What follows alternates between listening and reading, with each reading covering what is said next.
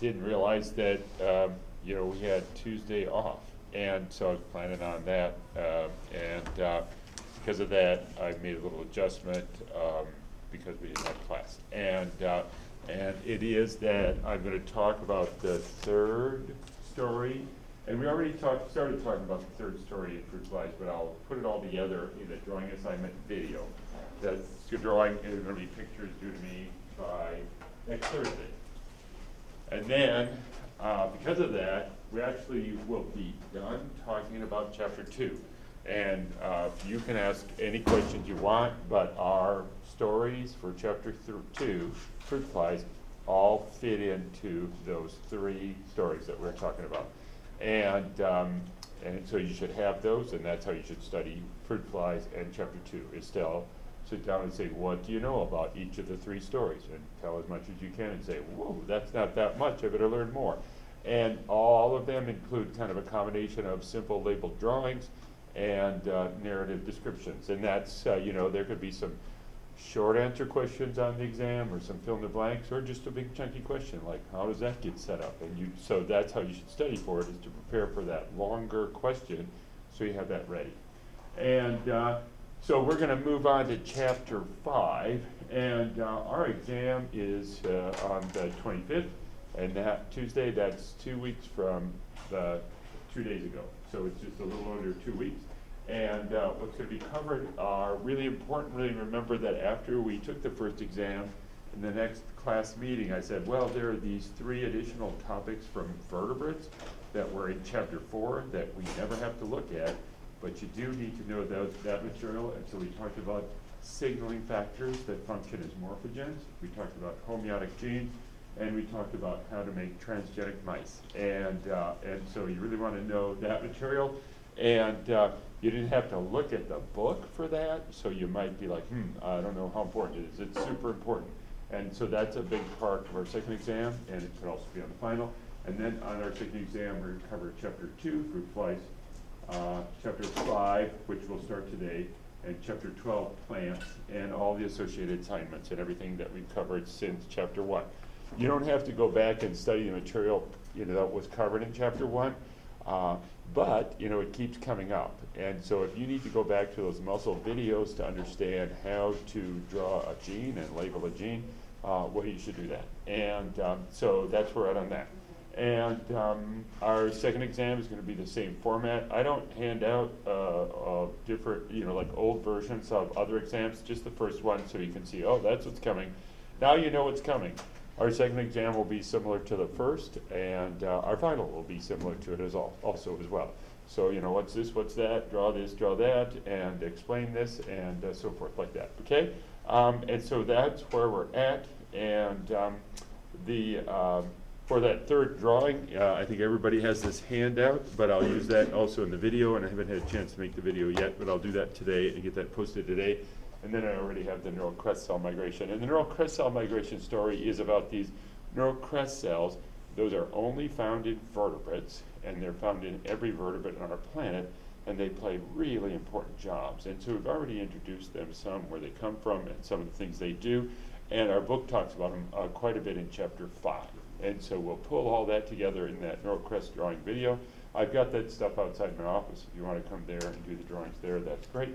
Because we want to make them memorable. We want to make these drawings big and colorful, and so that you can spread out your learning and then your recall. Your recall is about how you learn. Okay, so that's where we're at, and I would plug that, but let me just see if people have questions about anything at all right now. Especially if you're confused about what I just said. We have our second exam coming up, and so questions about anything at all.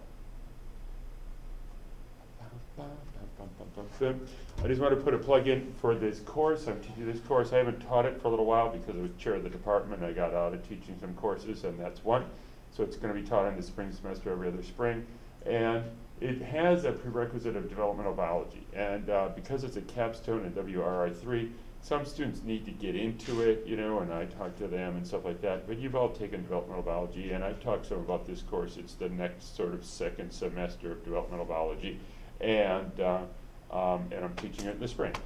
and every other spring. And so if you need a capstone at WRE3, that's a pretty good course to take. It's quite different style than this course. I try to teach each of my courses in a different style.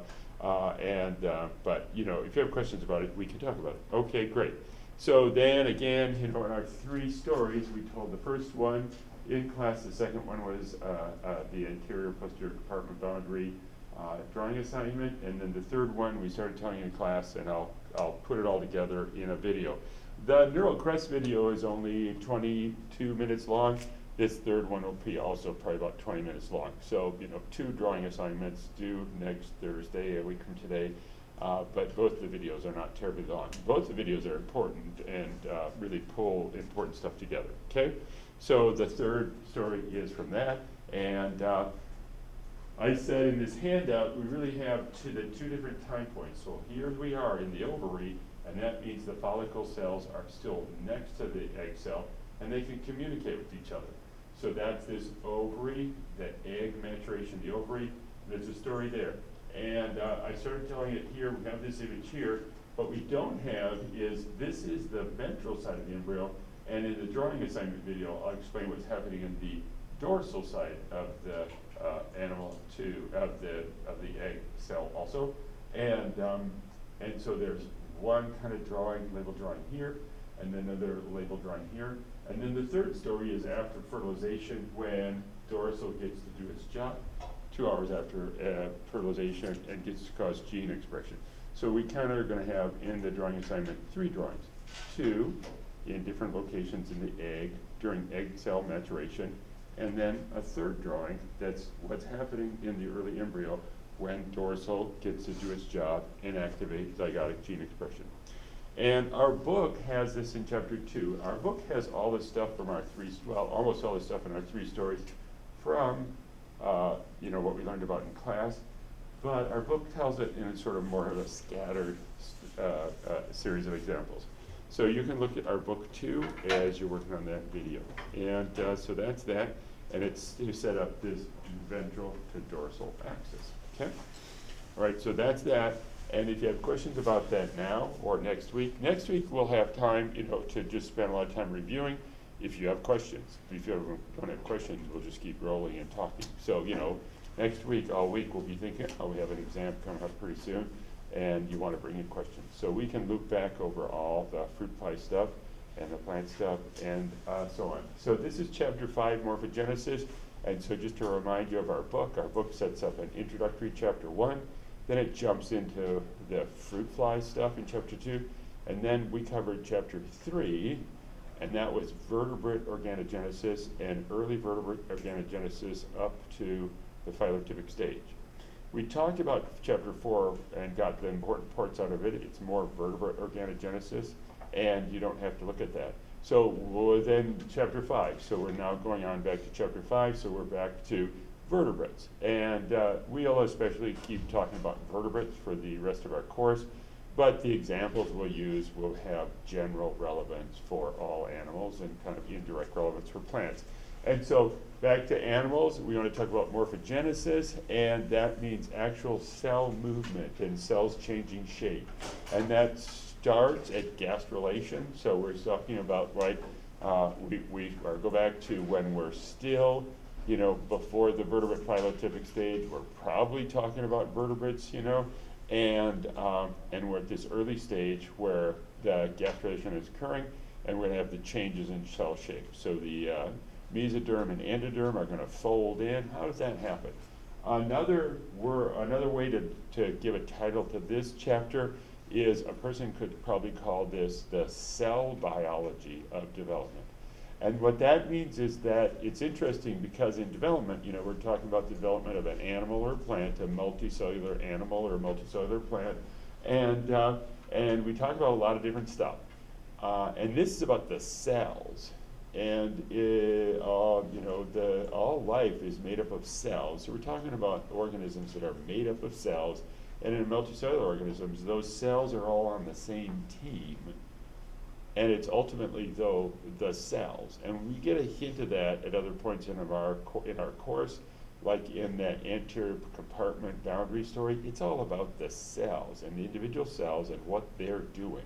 That's the fundamental building block of organism, is the cell.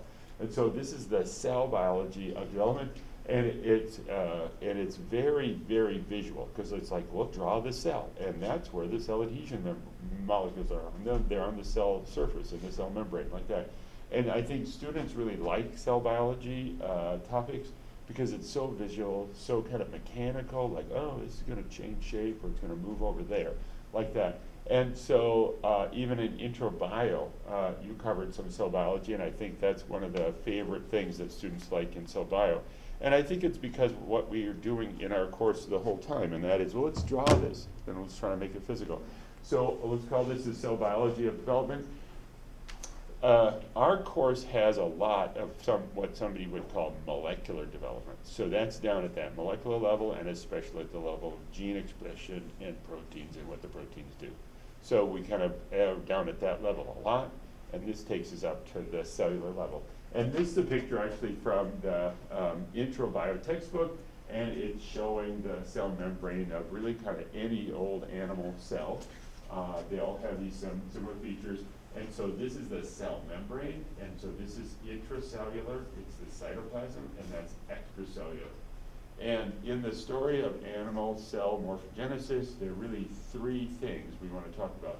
And you probably heard about the cytoskeleton, because you should have learned about that in the intro bio. So we're going to go to that and talk about some of that and examples that has, relevance that has for what we work on. Then we're going to talk about these, and these are in the cell membrane, and they're called cell adhesion molecules. And we had examples of that for the first time in our course in the anterior-posterior compartment boundaries drawing assignment. So these cell adhesion molecules are hugely significant, and they involve holding hands and holding on to other things. And so we got to learn about them, and that's probably kind of new learning for you. And then we want to talk about this extracellular matrix, which is probably mostly new learning for you also. This is a pretty good drawing of it. The extracellular matrix, or ECM, is found around really all animal cells. And the first thing we think of when we talk about extracellular matrix is the cartilage. So cartilage is made up of extracellular matrix. So a very famous protein that is in the extracellular matrix is collagen. And so the first thing to think about extracellular matrix is it provides some physical structural support. It's made up especially of long proteins like collagen and other proteins we'll learn about, and then some long polysaccharides, so long chains of sugars. So it's a physical thing, and if you saw open your skull and you take your brain out, your brain stays intact because of this extracellular matrix. So it's holding things together. Yeah, it's physical, but what we'll learn about a lot in our course is it's also got a lot of chemical information in it. So there's lots of different kinds of molecules, and receptors can bind to them, the cell adhesion molecules can bind to them, and they bind in really specific ways. In the neural crest cell drawing assignment, we'll see that the neural crest cells crawl from here to up here, and they're really crawling especially along at extracellular matrix. So we'll learn about that too, and again, that's mostly introductory for you, but we're going to go boom, boom, boom. Cytoskeleton, cell adhesion molecules, and extracellular matrix, okay? So we'll start with our organization of this into three parts. And one thing that's nice about the neural crest cell video assignment is it uses examples of each of these. For those neural crest cells to be crawling, they're doing a repeated activity over and over and over again to get from here to there, or here to there, and this is true for every cell. So every cell, every eukaryotic cell that migrates, for example, anytime you have a cut and it gets pink and warm because it's infected, there's bacteria in there.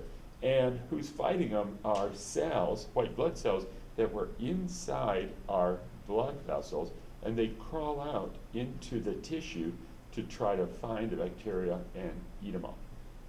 And those white blood cells are called macrophages, and you may have heard of them because they're very famous in fighting infection and our immune system function. And those move by the same way. That same migration is that we see in neural crest cells is used by any cell to move around like that. And so it's just really significant. to see how those cells do that. So each of these examples comes up in the neural crest cell migration video. So in a sense, it's an introductory video of these three parts, but it's also kind of an integrative thing to say, look, let's put them all together in example. So the first one is the cytoskeleton, and that's inside cells, and we're talking about animal cells. And so we got to learn about the cytoskeleton. And so the first thing is there are three famous types of components to the cytoskeleton, and they are called actin microfilaments, microtubules, and intermediate filaments. And most of the time, instead of saying actin microfilaments, scientists just say microfilaments. And when I do that, I find that students have a really hard time distinguishing between microfilaments and microtubules, because they sound similar, but they do really different functions. And so I like to try to say actin microfilaments, because microfilaments are made of actin, and there's a really good chance you've heard of actin. In our muscles, there are polymers of actin and myosin, and they slide past each other. So when we contract our muscles, our body is changing its shape, and it's because of actin and myosin. And in the cytoskeleton, that's the role of actin. Actin and myosin work together to slide past each other. And so down here, the main functions of actin microfilaments in the cytoskeleton are the cell's going to change shape. Then the second one, on the other hand, we've talked a little bit about microtubules before, because microtubules are the train tracks, the polymers of the protein tubulin, that make up the train tracks between the nerve cells and the egg cell. So the nerve cells are going to deliver all these things to the egg cell through those ring canal tunnels, and they do it by having things bind to the microtubule train tracks and they get moved. So when we think of microtubules, we should think of them just like drawing little train tracks, because that's really what they are, and they're used to move things inside the cell. So really big differences. Actin microfilaments changing the cell shape, microtubules moving stuff around inside the cell, and then we just briefly mentioned this other really important category of cytoskeleton called intermediate filaments. But for a developmental biologist, intermediate filaments play kind of boring roles, because they usually kind of just make the structure. And a really famous example of a microfilament is the proteins that give the nucleus its spherical round shape. And the nucleus is pretty stable. In lots of animal cells, it breaks down during mitosis, and that's because of changes in the intermediate filaments. But in general, those intermediate filaments are kind of boring for a developmental biologist. So we're really talking about examples of actin microfilaments and these microtubules. And so, picture from your book, there are some cells changing shape. That's a timeline, and we've seen that. Like that's a dent, like the formation of the blastopore, or it's like a bend like when the primitive streak forms, or it's a bend like when the neural tube forms. So the cells change shape. And see, the key feature here is individual cells are changing shape, and that has a collective effect. So we could have a sheet of cells, and we could get a band, a wrinkle in it, a dent in it, like that, like that. And so, so here's just a picture of that, and it's showing that what's changing is the cell shape. So those red lines are the actin microfilaments. And so those are the actin microfilaments, and that means there are polymers of actin. And when you look inside a non-muscle cell, the actin is sort of scattered around like that. It doesn't seem to be very well organized, but in a muscle, the actin is all lined up like that in a muscle fiber. And that's what it slides past each other to move our arms and legs, and that's because there is myosin molecules in between those fibers, and myosin uses ATP to ratchet back and forth along those actin microfilaments. And so there are myosin molecules here as well, and we can get an overall shift in shape. And again, when you look at the actin microfilament fibers, they don't look this organized. The artist has drawn them very organized like this. They have a little bit of organization to them, and so the artist is just showing that there must be some control here, because really there are actin microfilaments throughout the cell, And it's just these on this side that are changing. So we started out with a cell that really looks like a rectangle, and we get a cell that looks like a trapezoid. And each of the individual cells are doing that, and that's a good example of actin microfilaments and their role in, again, changing the cell shape. So there's the neural crest cells, and you can see they're folding up, bending up. They're not sliding past each other, and they're not migrating, crawling past other cells. They're staying by their neighbors, and they're just changing the cell shape. And you can get a lot of changes in morphogenesis just by changing the cell shape, like that. Okay, so here's a couple more examples of those active microfilaments. When I refer to box 7b, I just failed to, the new edition has it as chapter 5. So, so here's a famous one, active microfilaments, and that is, here's a cell that's dividing into two. So it's going through mitosis, and we're going to get one cell dividing into two, and that's an important concept. And so we can go like this, and just to draw this out, there are these two cells, and they had their chromosomes are lined up, and now the chromosomes have been pulled apart to the opposite ends of these cells, and so those are chromosomes, and now the cell's ready to divide in two. And the way that happens is we get actin microfilaments polymerizing, because actin is made up of little actin monomers that then can polymerize into long actin polymers. And so there's a question of, well, we depolymerize the actin fibers, and then we polymerize them. And we can build these, really they look like little pieces of straight pieces of straw, and they look kind of like straw or hay because they look kind of scattered. So along here in the middle between these cells, we start to get this organization of, still scattered, but overall organized polymers of actin.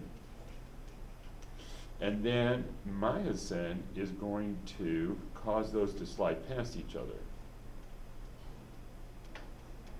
And the overall structure that's forming there is called the contractile ring, because it's going to contract, and it's a ring, contractile ring.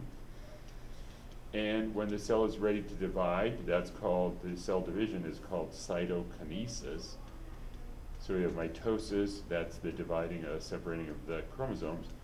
And now we have cell division. Cytokinesis is cell division, and actin plays a big role in that.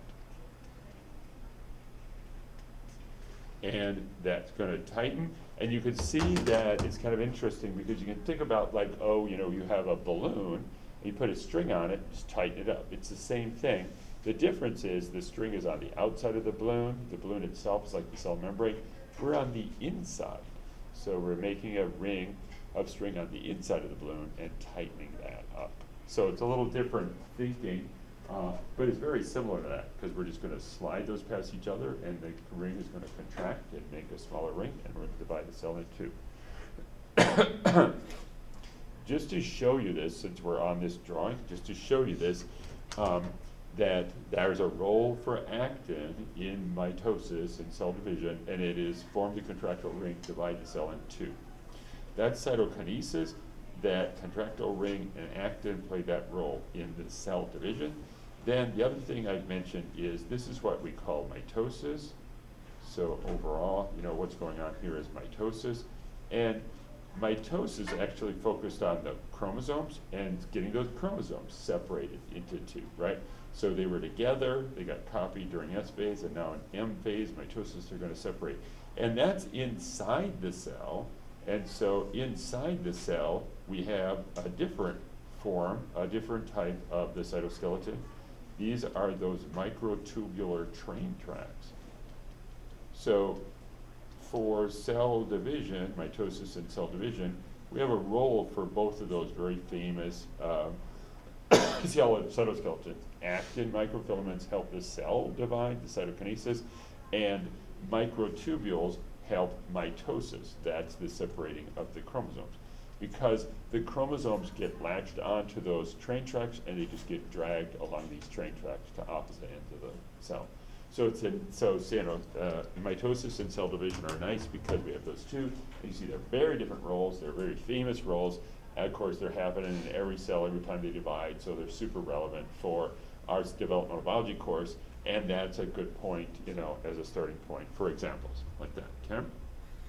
All right, so that's one on this figure. One of them is this idea that actin can form the contractile ring and change the cell shape like that. It's changing the cell shape.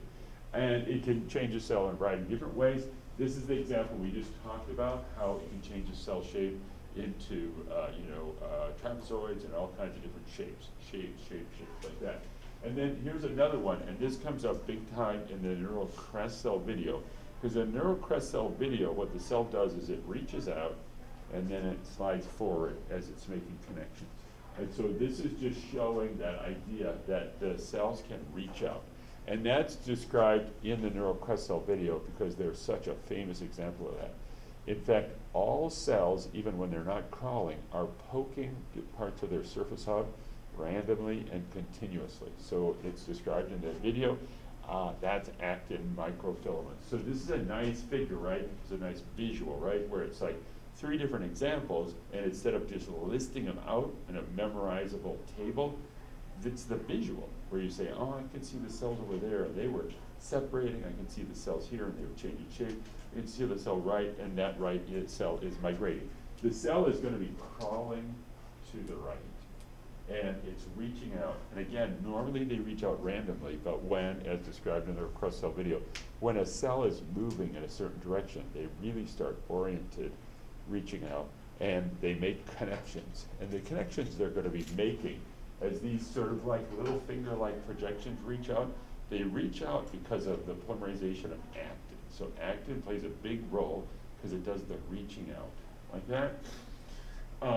And when it reaches out, it's pushing the cell membrane. That cell membrane is way out here now. And there can be cell adhesion molecules there that can bump into other cells and hold hands, or bump into molecules in this extracellular matrix and hold hands. So back to the Drosophila anterior-posterior compartment boundary story, those cells were holding hands. And the way they got together is they're all reaching their hands out, and when they make a handhold, they hang on. So that's what's happening there. The fingers reach out because of actin polymerization, and if they make contact with another cell or the extracellular matrix molecules, they hold on. If they don't make contact, within about a minute, the actin depolymerizes and the little finger collapses. So the cells are kind of going like that, reaching out, reaching out, reaching out, and if they make contact, they hang on. If they don't, the little finger collapses. And there are a couple of terms for the fingers that are introduced in that video. So again, you'll connect that. That's the neural crest cell video, and it's the migration of any cell. Macrophage, white blood cells, immune infections, and many, many more. That's the changing cell shape, and we can get big changes in the cell shape of a sheet of cells or a chunk of tissue with that, and that's a contractile ring. So all of those are actin microfilaments. There's that example, and there's the word. A finger is called a filopodium. More than one finger is called a filopodia. All right, so good examples of actin. I think we're moving on to microtubules. Oh, here's this neural crest cell crawling. It's crawling toward me. We're looking at it from the side. So this would be the fingers, and their fingers are laid out like that. And so you can see here that that it's crawling in this direction. And there's a lot of other pieces to that. The green is the extracellular matrix. The red are cell adhesion molecules. And it shows how as it reaches out, it makes contact with the cell adhesion molecules that are in the cell membrane. And that's what's giving information to the cell to move in that direction. Okay? All right, great. So then here's the next one, and it's going to be about the microtubules. And the first example about microtubules we'll use is the idea of the mitosis and pulling about the chromosomes. And we've talked about that because we talked about in those layers in the plant meristem, if the cell divides in one orientation, that's going to be different than if it divides in the other orientation. And so this is where our book talks about what we already spent a little time learning about, and that is this idea that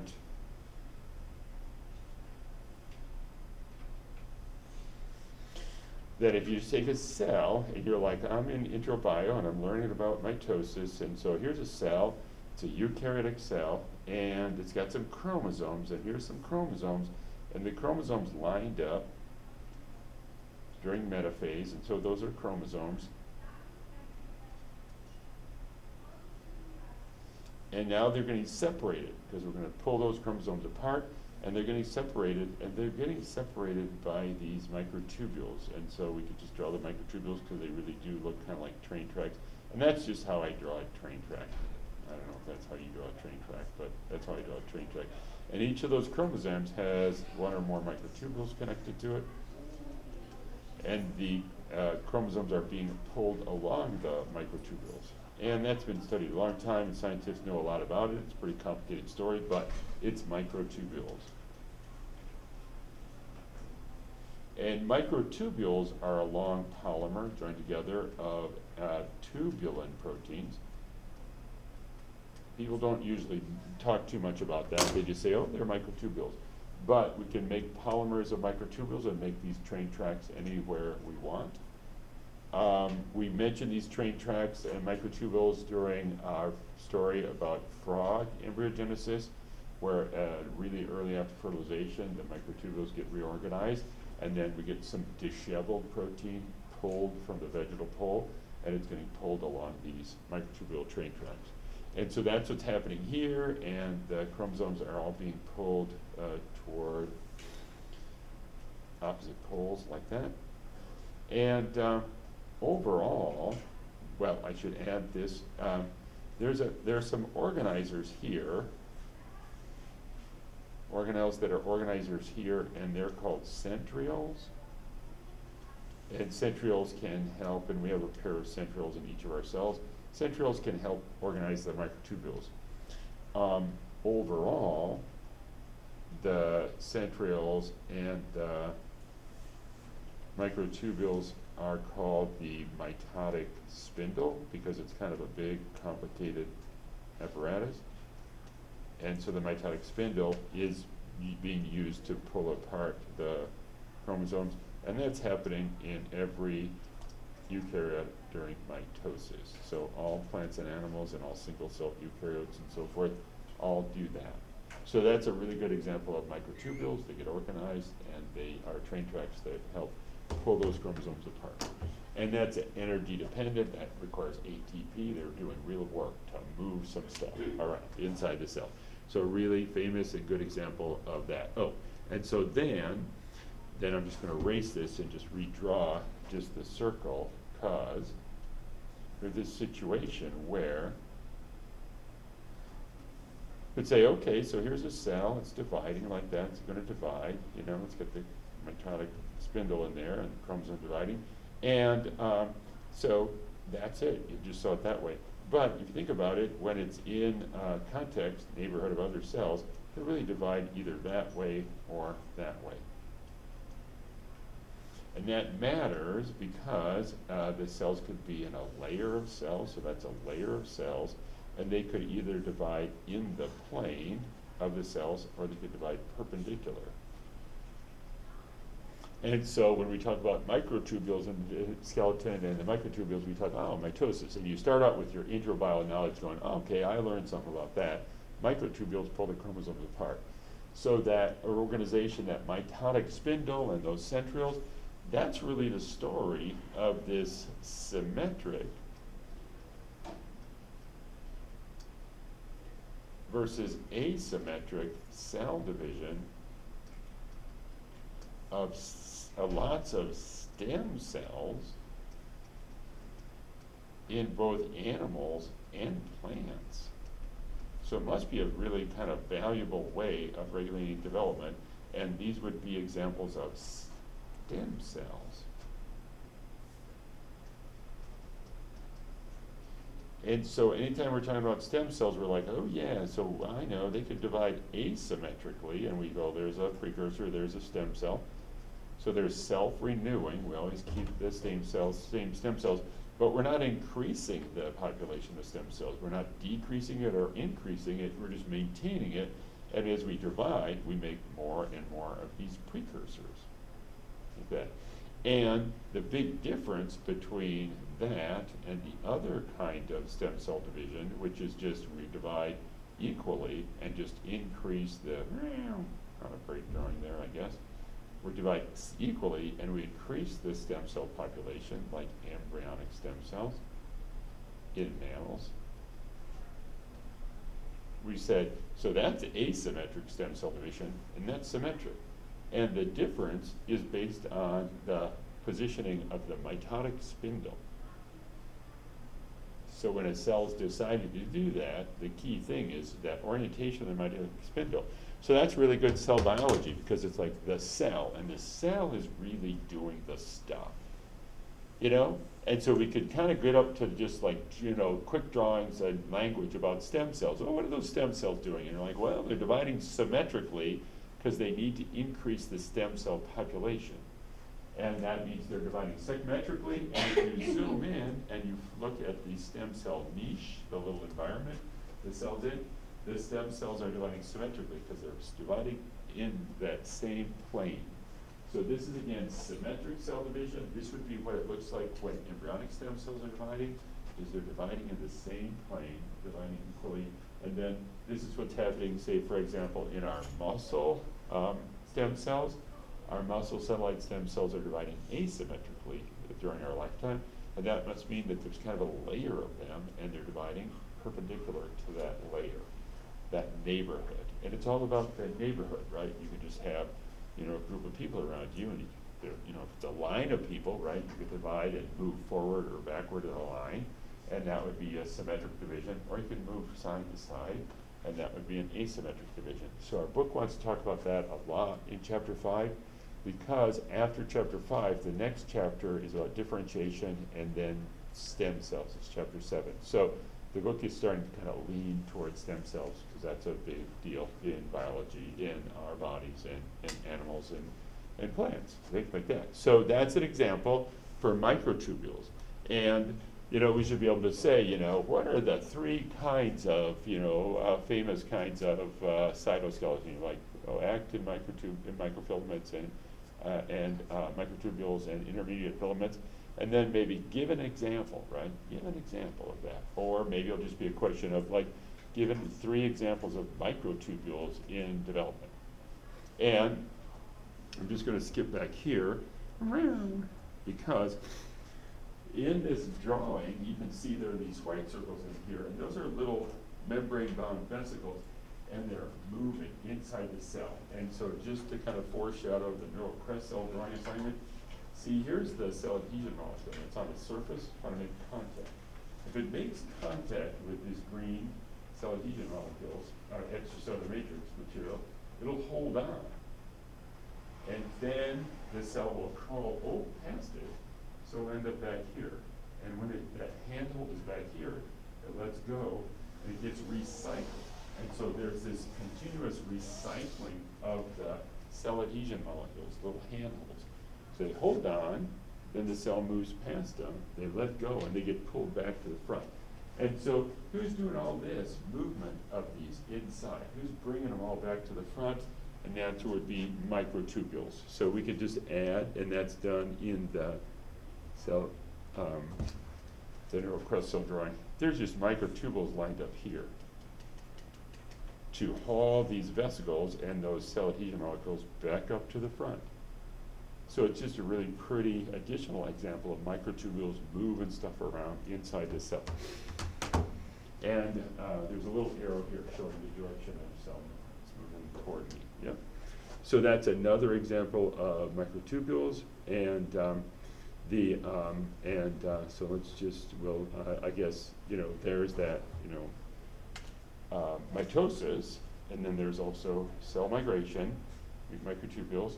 Back to that mitosis, I said, I should remind you of 3 examples of that orientation of mitosis. So we talked about plant meristems, and the orientation of mitosis in the meristem is really important because the cells are not going to move around there. So the orientation dividing matters. In animal stem cells, we were just talking about that and the role of the orientation of that. And then There's another third example we'll get to, and it's just a brief one that we haven't talked about before. So we talked about those first two examples before, we're just putting them in context. So for example, there's that corn plant we talked about in the plant chapter, and we talked about it in that context. Then for the animal stem cells, that's out of place, so I don't know why it's there. Here's a little bit, it's from a different chapter, but I did talk about this before, and it shows that there are really different proteins, purple and red and green, on these different surfaces. And so if the cell divides symmetrically, it'll get, the new cells will have equal amounts of those proteins. But besides asymmetrically, they'll have different versions of those. And that's one of the ways that we get the differences. And I'm just going to try to draw that out here.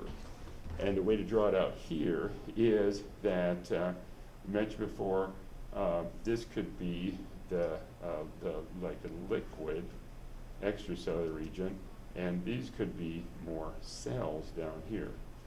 And this sheet of cells could be on the surface. And when they're on the surface, this is called the apical surface of the cell, and that's called the basal surface of the cell.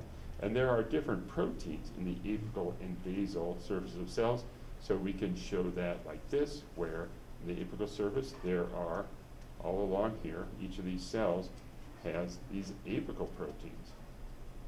And on the other hand, there are different proteins on the basal surface. And so all along this basal surface, these cells have differences like that, okay? And they play an important role in this orientation of cell division. So, you know, for here, if the cell divides like this, you can see the two cells are equal. They both have some blue proteins and some pinky purple proteins. If they divide like this, the two cells have become different. So this is unequal cell division, and this is equal cell division. Symmetric cell divisions are equal, asymmetric cells are unequal, and they're unequal primarily because of those cell proteins in their cell surface, like that. So I talked about that a little bit briefly before, but we're going to pull that together in this chapter to really understand that, okay? All right, and so just some examples, and you know, we'll plug in more examples like, oh, a cell's changing shape, that must be active microfilaments. Oh, there's stuff moving around inside the cell, that must be microtubules, like that. And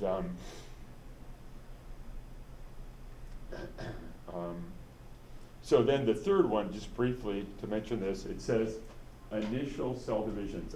It's probably a wrong term because that term is used in plants for stem cells. It probably should just say the first cell division after fertilization. So let me just kind of overwrite on that. And the first cell divisions after fertilization. And so here's that, you know, oh, there's the egg, it's about to be fertilized, and so there's the one cell embryo. And, you know, we talked a little bit about in frogs during mitotic cleavage, you're going to have this kind of slice, and then you're going to have a slice down that, like that way. There'll be a slice like this because of the organization of those cell divisions. And that's based on the organization of the formation of the mitotic spindle. And it's true in all one-cell embryos, you know, whether it's a fish or a dog or a worm, there's one cell, it's going to divide into 2 and then 4 and 8, like that. So we're talking about that, you know, just initial embryonic development. And it turns out that the different categories of animals, like mammals, reptiles, fish, well, not, yeah, we'll say that like that, they have different initial patterns. And we don't have to focus on this very much, but it's just in another example of those microtubules. So I think I have a slide that shows that. And this is just from a review, and you don't have to be able to read it in detail. I will just say it so you have this awareness of this example of the role of the orientation of the cell division, right? So remember, we have a role for it during stem cell division, and here's a roll in the early embryo. And so you can see in these rows, the first column is just the one-celled embryo, and then two-celled embryo, four-celled embryo, and so forth. So the rows are a timeline, and then the columns are just what's happening at the time. So one-celled embryo, 2, 4, so forth like that, okay? And then, you know, you're not close enough to read it, but each of these rows has all of the animals in certain categories. So I'll find one like here. This type of cell division is found in fish, reptiles, and birds. And this is descriptive embryology. So this was described 200 years ago by just looking at embryos under a microscope. And 200 years ago was before Darwin and the theory of evolution and the evidence of relationships between animals.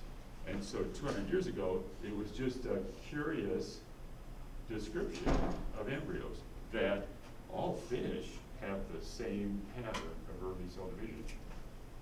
Just kind of shrug, but they do. And then here's amphibians like that, mammals, certain flatworms, stuff like that. So related animals, big categories of animals, have all the same kind of early cell divisions, and that comes up here because it's oriented by the mitotic spindle to get up the orientation of cell division. So, you know, we talked about in the stem cells, oh, you could divide like this or like this. Here, they could do that too, or they could do it at a slight angle. So there's some that's called spiral cleavage, because it kind of forms you know, spiral kind of pattern. And it goes back 200 years ago to just the notion of, wow, it looks like these organisms are related, like that. So just very briefly mentioning that, and that's this third example. So, or examples when orientation of cell division matters, we've learned about plants and their meristem initials, stem cells, animals and their stem cells, and then really early embryos, okay?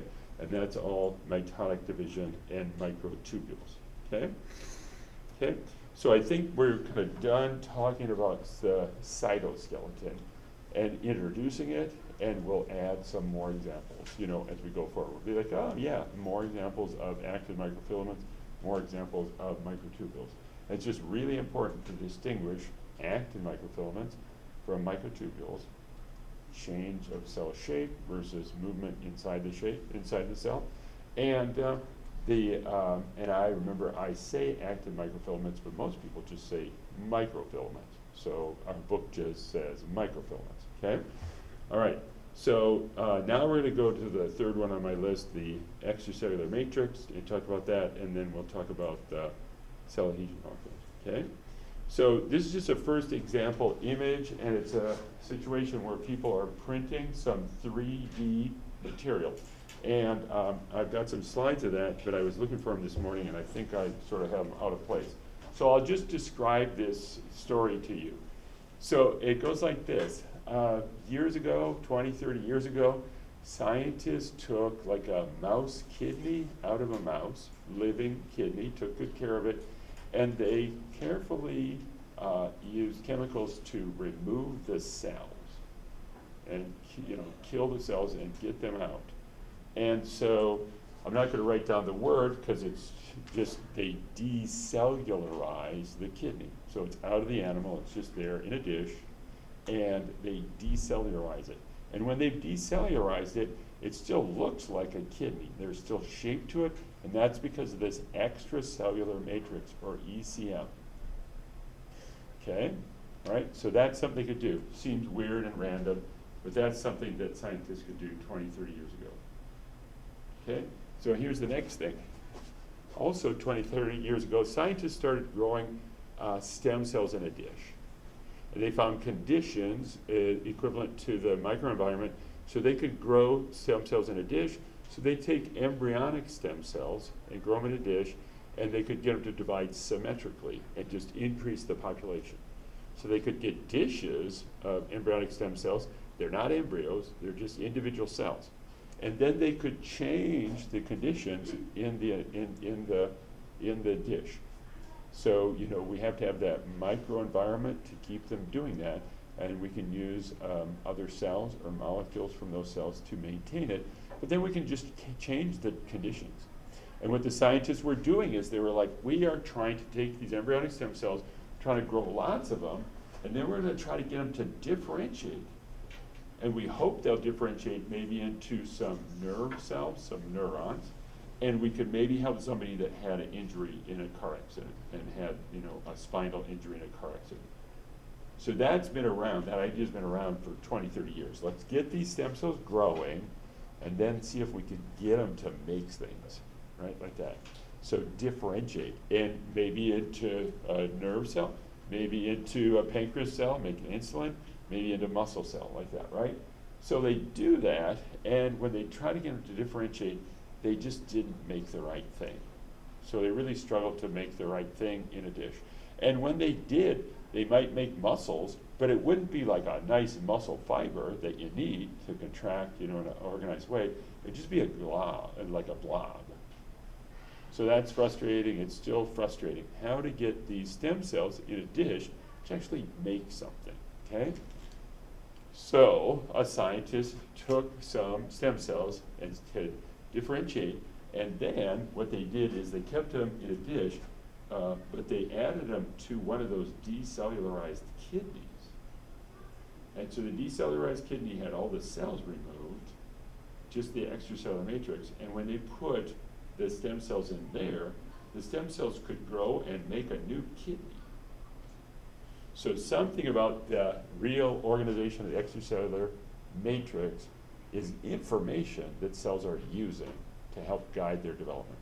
Because if you don't have a decellularized kidney and you try to take stem cells in a dish to make a kidney, they just make a blob. But all you need is a decellularized kidney, okay? So that's just our first kind of intro hint. Oh, wow, that extracellular matrix is really important in development. Then the next thing to mention about that is, well, you're not really helping anybody if you take a decellularized kidney, right? Because you can't get more kidneys, you're just getting a kidney, not a new kidney.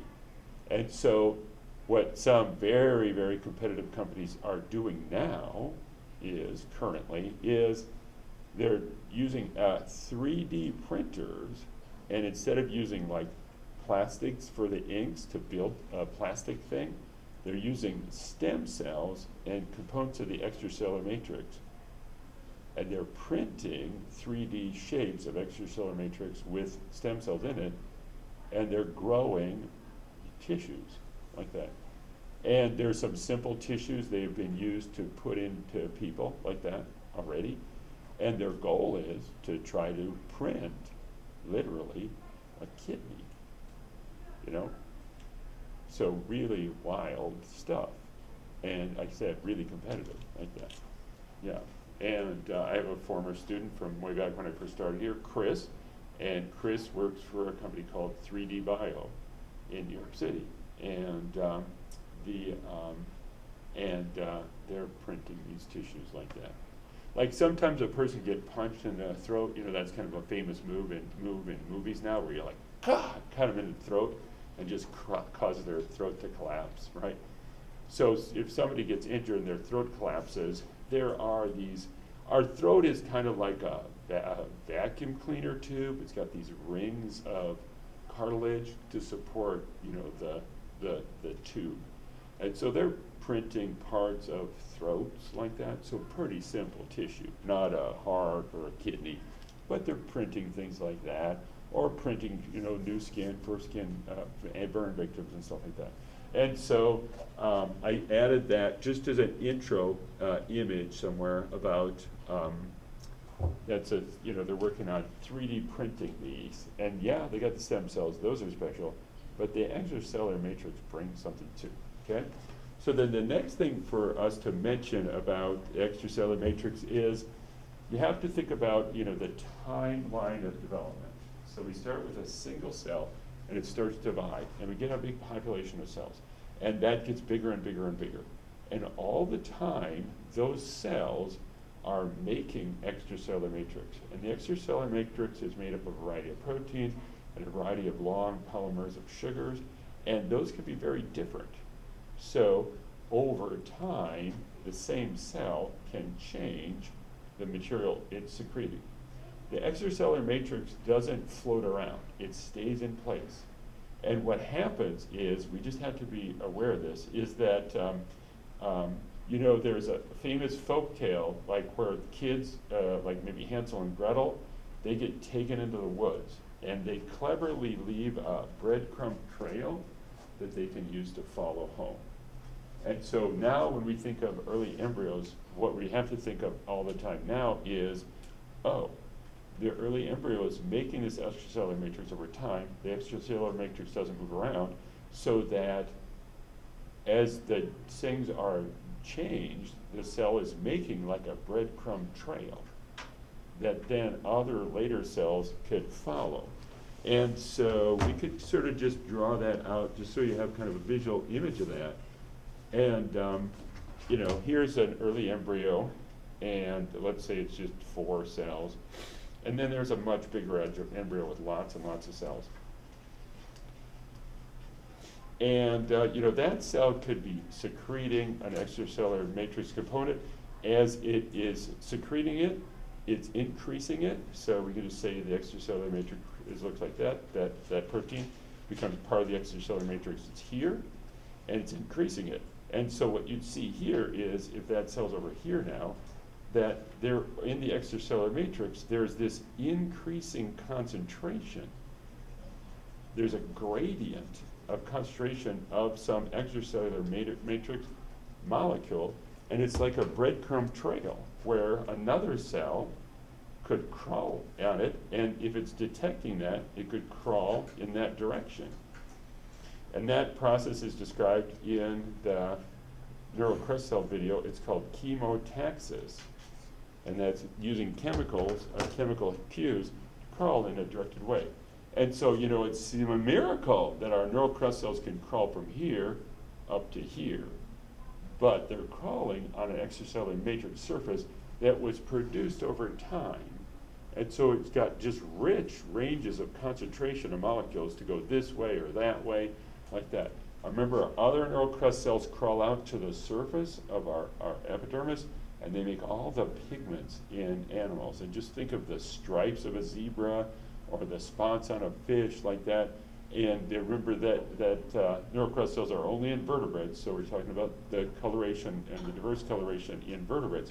And they're crawling on that extracellular matrix, especially that surface, and the different concentration of molecules that they're detecting that are decorating that surface. They don't move around, they stay in place. And that's what's going on with that decellularized kidney. Because when the kidney formed, it was really little and it got big, and there's just rich ranges of concentration in the extracellular matrix component that show the stem cells just where to be and what to become. You know, there's a track record of that, a history of that. And the kidney is just a series of repeated filtering units called nephrons, and that evidence of that is all located in the extracellular matrix. Here's a nephron, here's a nephron, here's a nephron. Well, there were different components in extracellular matrix there. And so the extracellular matrix, just to introduce it, is just an incredibly significant part of development because of how it lays down these tracks and traces of patterns of that in the molecules of it, okay? Who binds to those? Oh, cell adhesion molecules. So our first example of cell adhesion molecules were the cells holding hands with each other. So sometimes cell adhesion molecules hold hands with other cell adhesion molecules in the other cells. Lots of times the cell adhesion molecules holding on to something in the extracellular matrix, like that. So we're talking about the extracellular matrix before cell adhesion molecules for that reason. And so just a couple of little intros. And then there's lots and lots of different kinds of molecules in it. And we're just going to learn the names of 3 of the proteins and 2 of the polysaccharides, so long chains of sugar. And we'll go through them one at a time, like that. There's a good chance you've already heard of collagens. There's a good chance you know collagen is a polymer. It's a long fiber. And so it provides structural support. Well, collagens are in a gene family in us. And they're in a gene family especially because that makes each protein a little bit different. that gives more information, the exosome matrix, more information for cells to crawl on, to recognize these different types of collagen. And that's true for each of these examples. So collagen, a big family, big paralog family in us, because it's just such a rich set of information in the exosome matrix. Then fibronectins, also big family of genes, and these laminins, big family of genes. And they're all really similar stories. You find them in our cartilage, they provide that structural support. Why is that a big gene family? Because it gives a different variety, different paths for cells to crawl on. I'm calling on, collagen 3. And I'm just gonna hold on to collagen 3. So another way to think about that is there are cell adhesion molecules that bind specifically to certain collagens, or others that bind to certain fibronectins, and others that bind to certain laminins, like that, okay?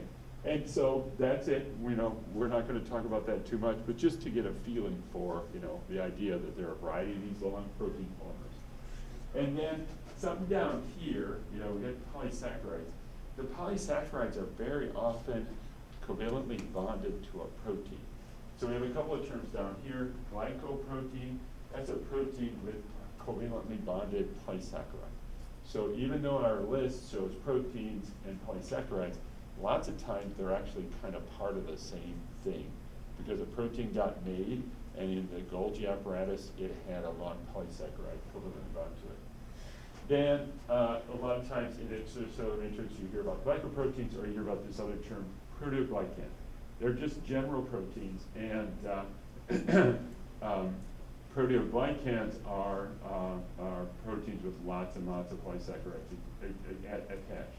So just to kind of show you, the categories are a protein, polysaccharide, or a combination, a glycoprotein or proteoglycan, where they're both protein and polysaccharide, okay? And so here's just a little bit of collagen, and you can see they talk about type 1, type 2, type 3, type 4. Those are just different proteins made from different genes that are all paralogs. We have a collagen gene family in them. Sometimes they call them type 1, type 2, type 3, type 4. Sometimes they call them, like, I don't know which one it is, but one is called skin collagen, because it's really abundant in our skin. So in a sense, they're a little bit specialized for their structural role. Our skin is super tough, but they're especially specialized to play a little different functions in that information, in that sort of breadcrumb trail that the extracellular matrix is creating over time during development. So you don't have to learn anything about collagen other than it's an extracellular matrix component. It's outside of cells. It stays in place. It's a gene family. Lots of potential there. Here's fibronectin. Again, it's a big gene family. We don't need to know the specific names, but like you've heard collagen. Everybody's heard of collagen, even if they're not, in science class. Fibronectin, not so commonly heard of, but it's just the same deal as collagen. Big fibrous protein in the extracellular matrix, and lots of different gene family members to provide lots of different chemical details. Just to go back to your mind about those people who say they're going to 3D print tissues, the inks are going to be the stem cells. That's easy. The extracellular matrix components, remember, you can increase or decrease the amount of the ink as you're printing, right? So you can say, I'm doing, fibronectin 3 out of this little ink source, and I'm just going to be increasing it, or decreasing it, right? So, anytime there's kind of that, computer tech, micro tech, like a 3D printer, you can really go to town. It just gets fancy really fast. And so there's, you can have lots of different extracellular matrix proteins in those ink tanks, and you do different amounts of them as you're printing this 3D structure, And of course, it just looks like, kind of a gooey ball, but it can have incredible detail in the proteins and really help those stem cells figure out what they should be and where they are. So then here's laminin, and again, just a protein in the extracellular matrix, like that. So that's just that, and they play big roles in the crawling. So anytime the cell's migrating and it's moving along this extracellular matrix, and there's a history or breadcrumb trail, all these different extracellular matrix components like the proteins, and the crawling cell, the neural crest cell, or other migrating cell.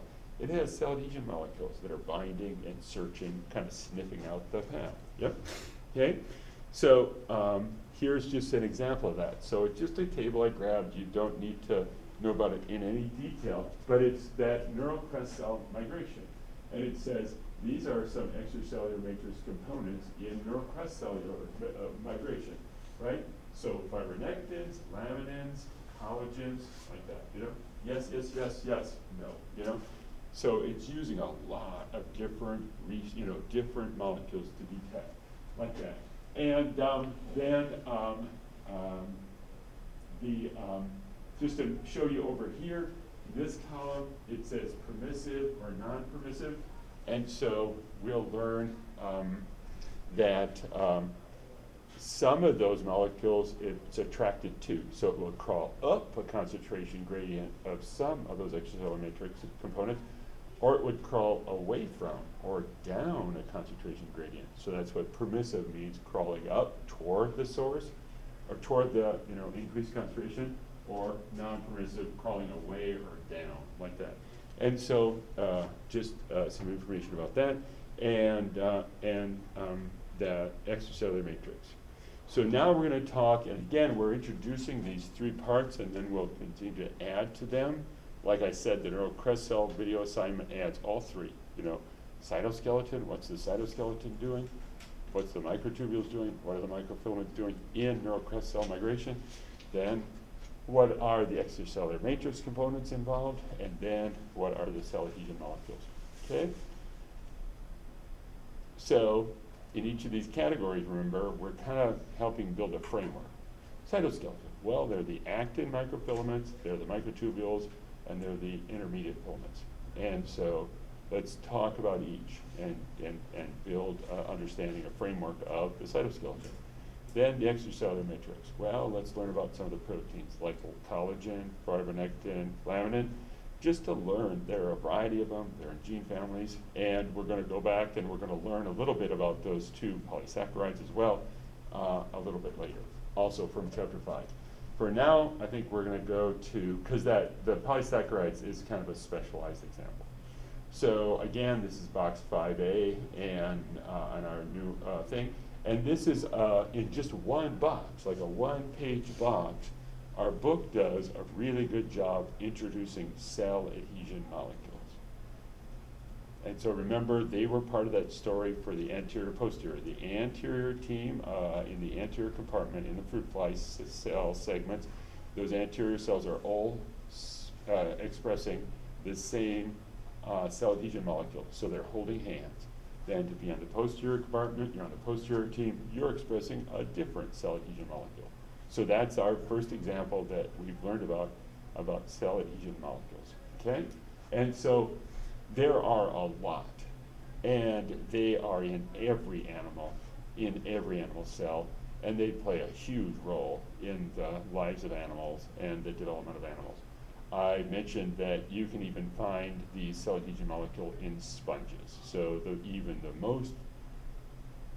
most distantly related, most primitive animal that you can imagine has these, and they play a really big role, okay? So our book wants to introduce this, and there's a lot to say. There could easily be a course on cell adhesion molecules. So how are we going to get there? And the answer is we're just going to pick 3 examples. And they're kind of the 3 biggest categories of cell adhesion molecules.